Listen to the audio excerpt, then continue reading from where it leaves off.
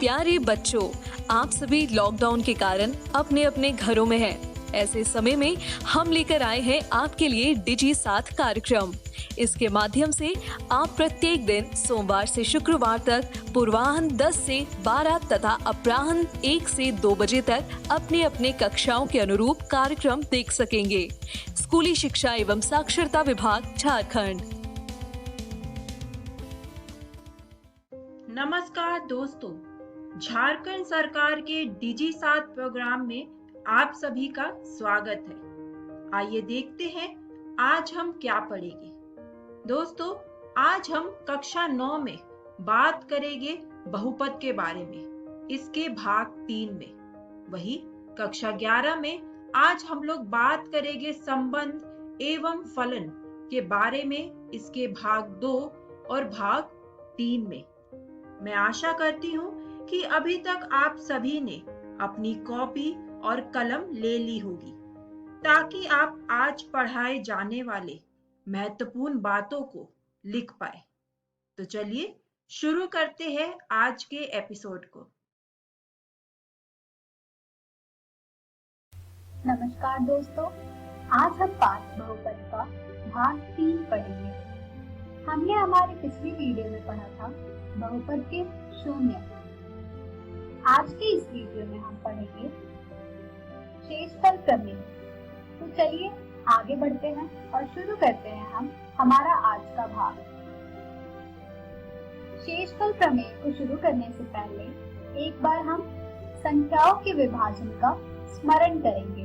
मान लीजिए हमने दो संख्या ली, 12 और 5। जब हम 12 को 5 से भाग देंगे तो हमें मिलेगा 2 भागफल में और 2 शेषफल, जिसे व्यक्त करने के लिए हम प्रयोग करते हैं भाज्य बराबर भाजक गुणे भागफल जमा शेषफल, जहाँ भाज्य होगा इस भाग में हमारा 12, भाजक होगा हमारा 5, भागफल होगा हमारा 2 और शेषफल होगा हमारा 2।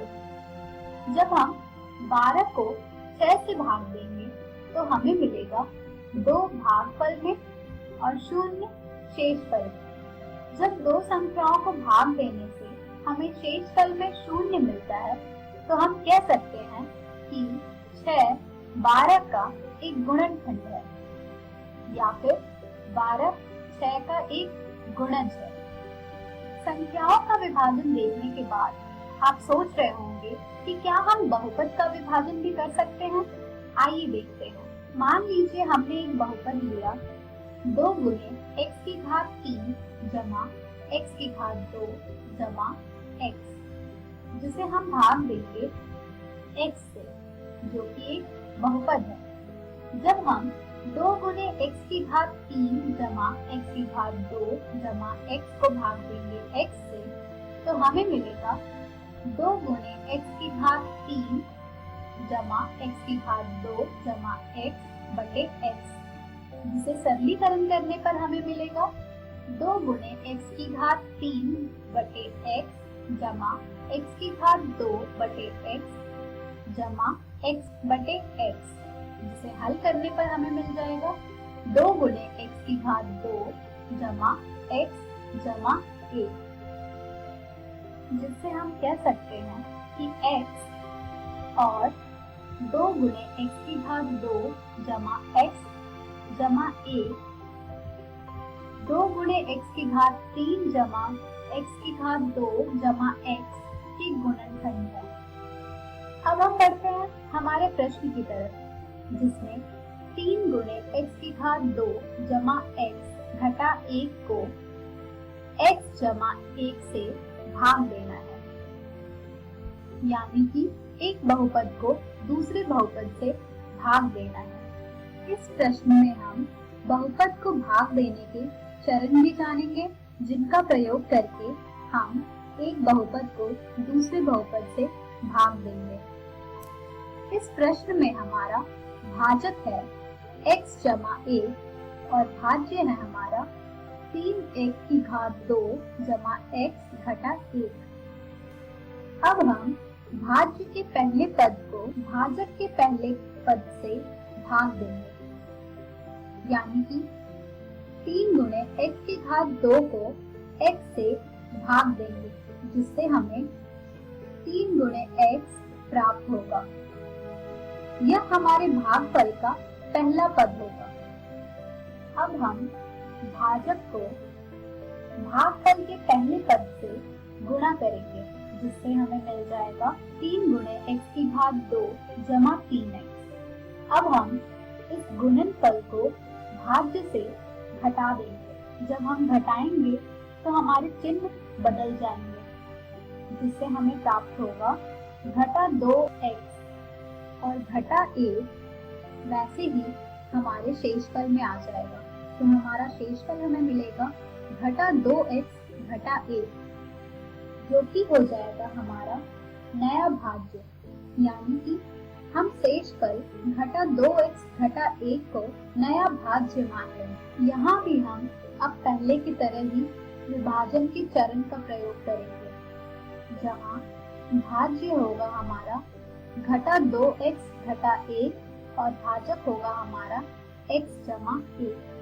अब हम हमारे भाज्य के पहले पद को भाजक के पहले पद से भाग देंगे, यानी कि घटा 2x को भाग देंगे x से, जिससे हमें प्राप्त होगा घटा 2 और घटा 2 हो जाएगा हमारे भागफल का दूसरा पद।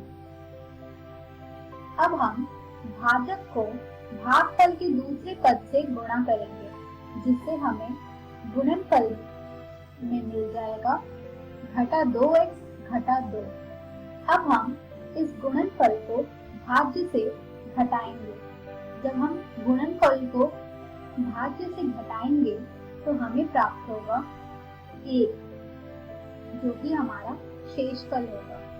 अर्थात जब हम 3 गुणे x की घात 2 जमा x घटा 1 को भाग देंगे x जमा 1 से, तो हमें मिलेगा 1 शेषफल में और 3x घटा 2 भागफल में। तो इस प्रकार हम बहुपद का विभाजन करते हैं। अब हम बढ़ते हैं शेषफल प्रमेय की तरफ, जो कि कुछ इस प्रकार परिभाषित है।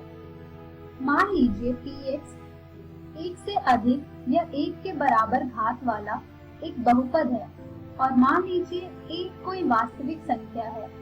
यदि px को रैखिक बहुपद x घटा a से भाग दिया जाए तो शेषफल pa होता है। यानी कि अगर हम किसी बहुपद को रैखिक बहुपद x घटा a से भाग देंगे तो शेषफल में हमें pa प्राप्त होगा, जहाँ px होगा हमारा 1 से अधिक या 1 के बराबर घात वाला एक बहुपद और a होगा कोई वास्तविक संख्या।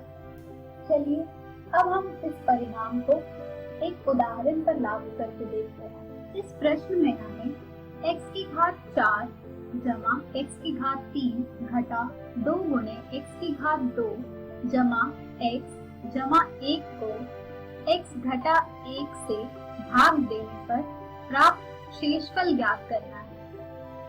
मान लेते हैं हम कि हमारा बहुपद px बराबर है x की घात 4 जमा x की घात 3 घटा 2 गुणे x की घात 2 जमा x जमा 1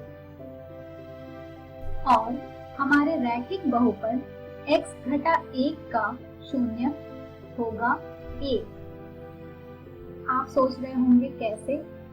x घटा 1 का शून्य ज्ञात करने के लिए हमें x घटा 1 बराबर शून्य को हल करना पड़ेगा, जिससे हमें मिल जाएगा x बराबर 1।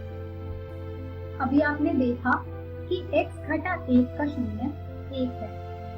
अब हम हमारे शून्य का प्रयोग करके शेषफल ज्ञात करेंगे।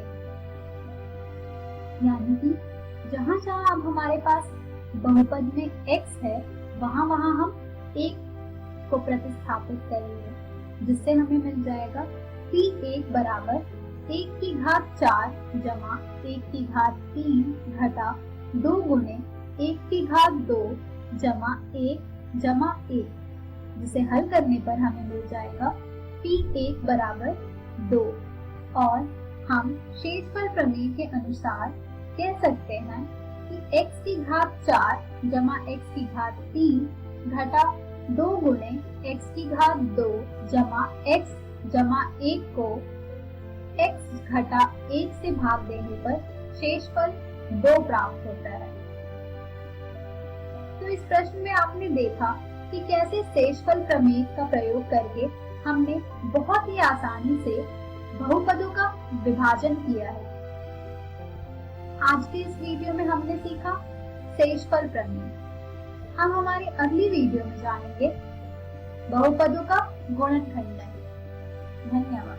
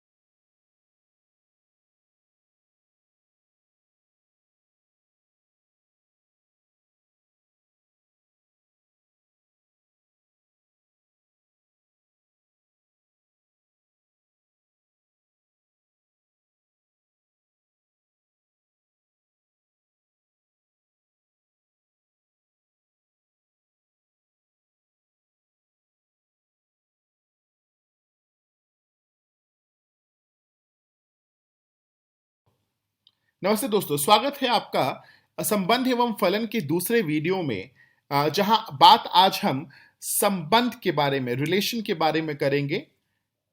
संबंध यानी रिलेशन को कुछ इस प्रकार परिभाषित किया जा सकता है। किसी भी अरिक्त समुच्चय A और अरिक्त समुच्चय B में संबंध कार्तीय गुणन का एक उपसमुच्चय होता है। यह उपसमुच्चय A क्रॉस B के कर्मित युगों के प्रथम एवं द्वितीय घटकों के मध्य संबंध स्थापित करने से प्राप्त होता है। द्वितीय घटक प्रथम घटक का प्रतिबिंब कहलाता है, जिसको अंग्रेजी में कुछ इस प्रकार कहा जा सकता है। Relation R from a non empty set A to a non-empty set B is a subset of the Cartesian product set A cross B. The subset is derived by describing a relationship between first element and second element of the ordered pair in A cross B. जैसा कि आप सब लोग पहले से जानते हैं, बहुत सारा उदाहरण भी हमने बनाया है कि जो कार्टेशियन प्रोडक्ट, जो कार्तीय गुणन A क्रॉस B के बीच में होता है, वो एक संबंध स्थापित करता है समुच्चय A और समुच्चय B में, सेट A और सेट B में। और उसमें जो द्वितीय घटक होता है वो प्रथम घटक का प्रतिबिंब कहलाता है। आपको उदाहरण याद होगा पहले वीडियो से, राम और श्याम वाला हो तो, या दूसरे उदाहरण भी हमने जो लिए हैं वो सब भी आपको ध्यान होगा। इस वीडियो में कुछ और उदाहरण हम देखेंगे और ये जानेंगे कि रिलेशन को कैसे और अधिक अच्छे तरीके से समझा जा सकता है। तो आइए बच्चों, संबंध पर कुछ नोट्स देखते हैं। इसमें हर संबंध, हर रिलेशन में एक पैटर्न या प्रॉपर्टी होती है, इसी वजह से उसमें एक रिलेशन स्टैब्लिश होता है। जो इसके अलावा हर संबंध में न्यूनतम 2 पहचान शामिल होते हैं। तो गणित की दुनिया में अगर संबंध समझना है तो कुछ इस प्रकार हो सकते हैं। संख्या P संख्या Q से अगर अधिक है तो ये भी एक संबंध है। P is greater than Q is a relation. Rekha M लंबन N है, तो ये भी एक संबंध है। समुच्चय A समुच्चय B का उपसमुच्चय है, सबसेट है, तो भी एक रिलेशन है या पैटर्न है हम लोगों से, जिसके बेसिस पे हम लोग रिलेशन स्टैब्लिश कर सकते हैं। संबंध में हम लोग एक उदाहरण देखते हैं। जैसे मान लीजिए एक रिलेशन है ए और बी में, जहां एक्स और वाई इसके एलिमेंट्स हैं और वाई नाम एक्स का प्रथम अक्षर है। एक्स अगर कोई नाम है तो वाई उसका प्रथम अक्षर है। ये एक पैटर्न स्टैब्लिश करता है, जहां एक्स ए सेट से बिलोंग करता है और वाई बी सेट से बिलोंग करता है। तो आइए अब देखते हैं इसको। अगर x की बात करें हम लोग, तो a वाले सेट में अली अगर आता है तो उसके अली अगर x है तो उसका y क्या आएगा, a। ठीक है, अली और a आ जाएगा। वैसे ही अगर भानु है तो भानु अगर x है तो y क्या हो जाएगा, भानु किस अक्षर से शुरू हो रहा है, b से, तो b हो जाएगा। वैसे ही बिनोय अगर शुरू होगा तो b से शुरू होता है तो y इसमें b हो जाएगा। चंद्रा की बात करें तो चंद्रा C से शुरू होता है तो इसमें C हो जाएगा Y और X चंद्रा। तो ये सारे इसके एलिमेंट हो जाएंगे। ये संबंध स्थापित हुआ है A और B में। ठीक है, तो अब इसमें रिलेशन का अगर हम लोग फाइनल आंसर लिखें तो Ali A, Bhanu B, Binoy B, Chandra C, ये इसका आंसर हो जाएगा। आइए प्रांत के बारे में बात करते हैं और प्रांत को परिभाषित करते हैं। प्रांत सेट A समुच्चय A और समुच्चय B सेट B में संबंध R के क्रमित युगों कार्टेशियन प्रोडक्ट के सभी प्रथम घटकों के समुच्चय को संबंध R का प्रांत कहते हैं। ठीक है, सेट A और सेट B में संबंध R के क्रमित युगों के सभी प्रथम घटकों के समुच्चय को संबंध R का प्रांत कहते हैं। ठीक है, याद रहेगा आप लोगों को। मतलब यहाँ पे जो एग्जाम्पल हमने लिया था उसमें जो ए के जो सारे एलिमेंट हैं, अली, भानु, बिनोय, चंद्रा, इनको हम लोग प्रांत बोलेंगे। ठीक है, वहीं सह प्रांत के बारे में बात करें तो सह प्रांत होता है समुच्चय बी संबंध आर का सह प्रांत कहलाता है। जो सेट बी है वो संबंध आर का सह प्रांत कहलाता है। इसमें ए बी सी जो हमारे पास हैं वो सह प्रांत कहलाएंगे हमारे पास। ठीक है, अब परिसर के बारे में बात करते हैं। समुच्चय ए से समुच्चय बी में संबंध आर के क्रमित युगों के सभी द्वितीय घटकों के समुच्चय को संबंध आर का परिसर कहते हैं। नोट कीजिए, परिसर सबसेट होता है सहप्रांत का। ठीक है, उदाहरण के स्वरूप समझते हैं। अगर यदि P में सेट P में A B C एलिमेंट है और Q में R है तो P क्रॉस Q से संबंध की ज्ञात करते हैं। तो ये हम लोग एग्जाम्पल पहले भी देख चुके हैं कि इसमें A R हो जाएगा, B R हो जाएगा, C R हो जाएगा, है ना। तो इसमें जो कुल संख्याएं हैं संबंधों की वो कितनी है, 3 है, A R B R C R। तो N P क्रॉस Q कितना हो जाएगा, 3 हो जाएगा। ठीक है दोस्तों, तो इस वीडियो में हमने क्या सीखा? इस वीडियो में हमने रिलेशन के बारे में सीखा, संबंध के बारे में सीखा। एनसीईआरटी टेक्स्ट बुक में आप जाकर के इससे रिलेटेड प्रश्नों को जरूर बनाइए और पढ़िए भी, जो पाठ के पहले दिया गया है उससे और अच्छे से इस पाठ को आप समझ पाएंगे। आने वाले वीडियो में हम लोग संबंधों पर अभ्यास प्रश्न करेंगे। तब तक के लिए धन्यवाद। नमस्ते दोस्तों, संबंध एवं फलन के तीसरे वीडियो में आपका स्वागत है। और आज के इस वीडियो में हम अभ्यास प्रश्न देखेंगे। अभ्यास प्रश्न संबंधों पर आधारित, रिलेशन पे आधारित। तो आइए वीडियो की शुरुआत करते हैं और देखते हैं पहला सवाल। पहला सवाल है कि मान लीजिए सेट ए में 1 2 3 4 करके 14 तक नंबर्स हैं और इसमें एक रिलेशन दिया गया है कि x और y ऐसा रिलेशन है जिसमें 3x minus y equal to 0 है। तो इस कंडीशन में ये दिया गया है कि जो ये x और y है वो a को बिलोंग करते हैं। जो सेट a है मेरा उसमें मतलब x की वैल्यू 1 से 14 तक संभव है, y की वैल्यू 1 से 14 तक संभव है और इस तरीके से 3 और x और y है जिसमें 3x माइनस y 0 के इक्वल है। इसको आप कैसे बनाएंगे देखते हैं। इसमें दोनों ही के लिए जो सेट दिया गया है वो ए है और संबंध आर है। ठीक है, इसके प्रांत, सहप्रांत और परिसर भी लिखना है हम लोगों को। ठीक है, तो सबसे पहले ये हम लोगों को देखना है कि जो प्रांत है वो रिलेशन का पहला जो घटक होता है वो कहां से आता है उस पर निर्धारित होता है। उसके लिए वो ए दिया गया है। सहप्रांत भी हम लोगों का उसी से लिंक्ड रिलेशन से होगा, और परिसर दूसरे घटक का जो वैल्यू आता है वहां से आता है, तो उसके लिए भी वो ए हो जाएगा। ठीक है, तो ए हमारे लिए, ए से ए का संबंध रिलेशन में है। रिलेशन 3x - y = 0 है, जहां x और y ए को बिलोंग करते हैं। मतलब रिलेशन इस तरीके से है कि x और y इसके एलिमेंट हैं और 3x = y है, जहां x और y ए को बिलोंग करते हैं। इस प्रकार अगर हम लोग x की वैल्यू डाल करके देखें 1, तो उसमें y हमें 3 मिल जाएगा, तो 1 3 हो जाएगा। x की वैल्यू 2 डालते हैं तो y 6 मिल जाएगा, वो भी a में आता है। 3 डालते हैं तो 9 मिल जाएगा, वो भी a में आता है। 4 डालेंगे तो 3 × 4 12 मिल जाएगा, y वो भी आता है। अब अगर 5 डालेंगे x को तो y की वैल्यू 15 हो जाएगी। अगर 15 तो a के सबसेट में है ही नहीं, 14 तक की ही संख्या है, तो उसको इंक्लूड नहीं करेंगे। और हमारा आंसर क्या होगा रिलेशन का?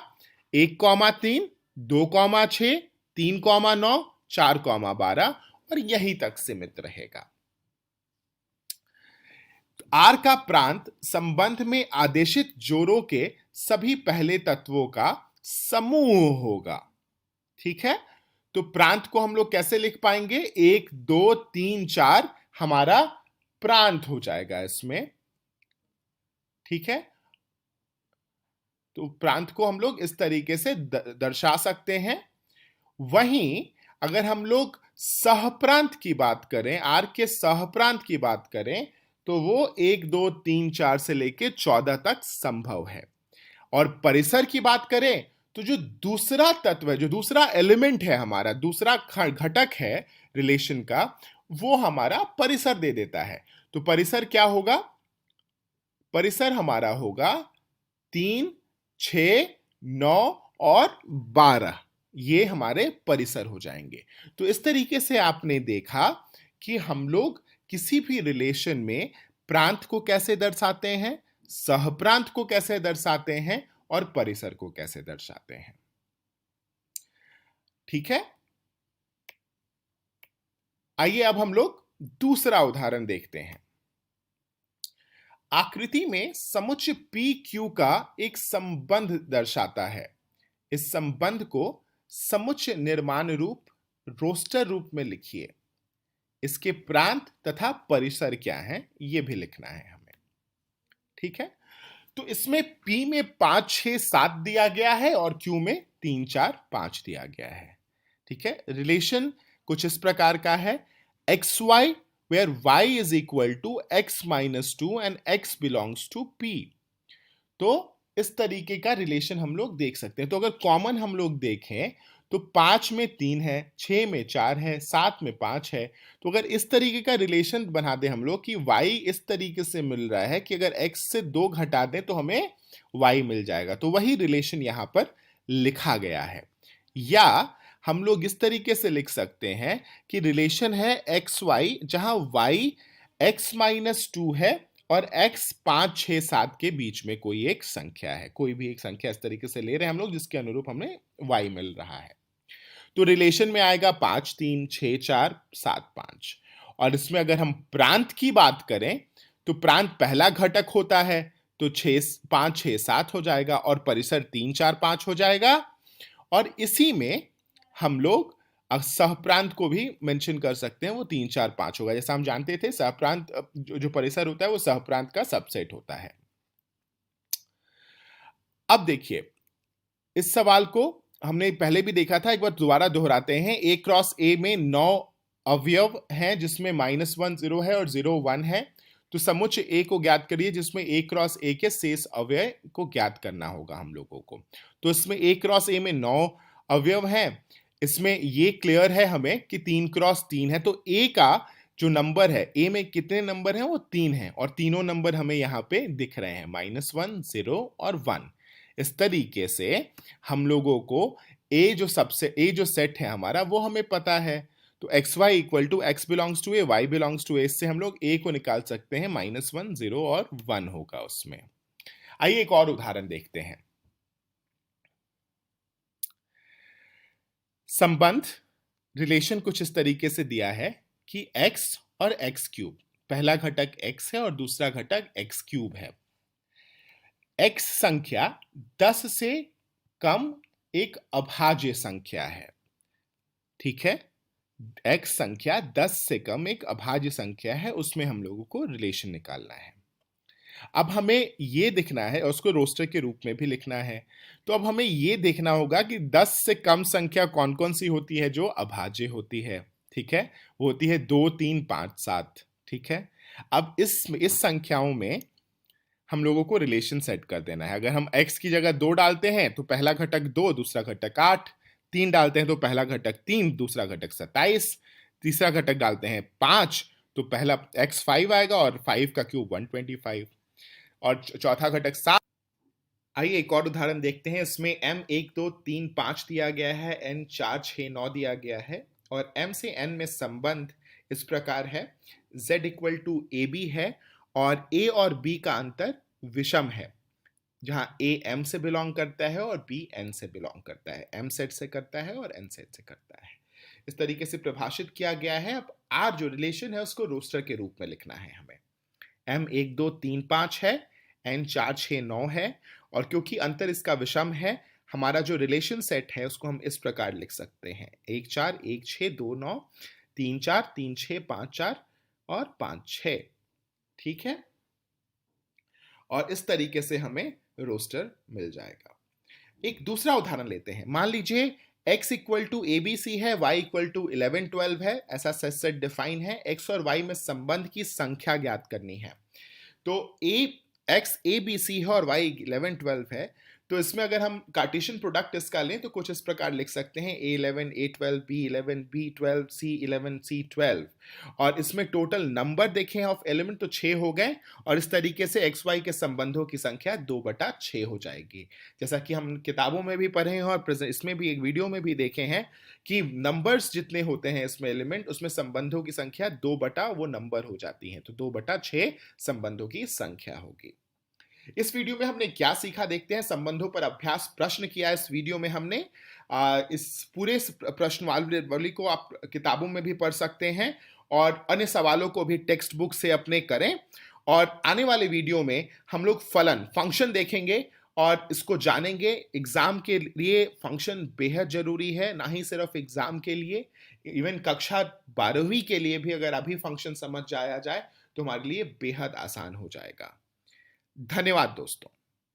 हेलो बच्चों, आशा है आज के सभी पाठ आपको बहुत अच्छे से समझ आ गए होंगे। तो एक बार दोबारा देखते हैं कि आज हमने क्या पढ़ा। आज हमने कक्षा 9 में बात करी गणित के अध्याय बहुपद के बारे में, इसके भाग 3 में। वही कक्षा 11 में आज हमने बात करी हमारे अध्याय संबंध एवं फलन के बारे में, इसके भाग 2 और भाग 3 में। तो बच्चों, ये तो बात हुई कि आज हमने क्या पढ़ा।